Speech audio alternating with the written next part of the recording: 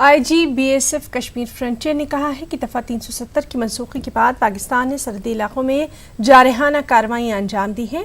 Seize fire माहदे की खिलाफ वर्जी करते हुए रिहायशी इलाकों को भी निशाना बनाया है। न्यूज़ 18 से खास बातचीत में आईजी ने कहा कि कई मिलिटेंट्स लॉन्चिंग पैड्स पर हैं और दरअंदाजी की ताक में हैं। तमाम फोर्सेस इस तरह की किसी भी कोशिश को नाकाम बनाने के लिए पूरी तरह से चौकस है।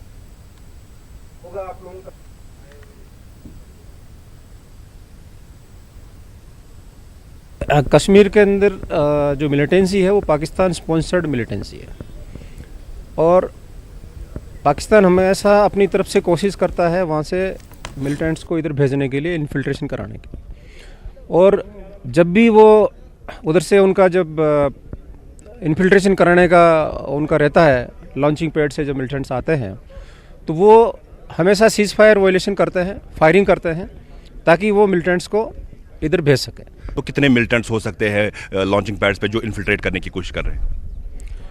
एग्जैक्ट फिगर हमारे पास नहीं है, लेकिन हर जो लॉन्चिंग पैड है उसके ऊपर मिलिटेंट्स के ग्रुप हमेशा रहते हैं और वो ग्रुप्स जो है हमेशा इसी कोशिश में रहते हैं कि वो कश्मीर की तरफ में जो है इधर आके और अपनी मिलिटेंट गतिविधियों को अंजाम दे।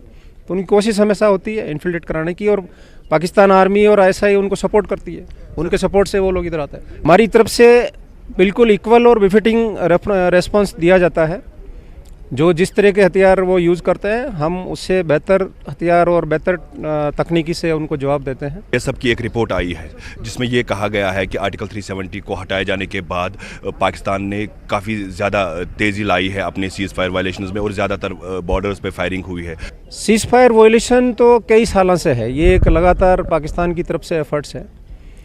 हाँ, ये ज़रूर है कि 370 आर्टिकल के एब्रोगेशन के बाद उन्होंने इसमें बढ़ाया है, सीज़ फायर वायलेशन बढ़े हैं, लेकिन केवल 370 के एब्रोगेशन से ही सीज़ फायर का अगर हम लिंक करें तो वो ठीक नहीं।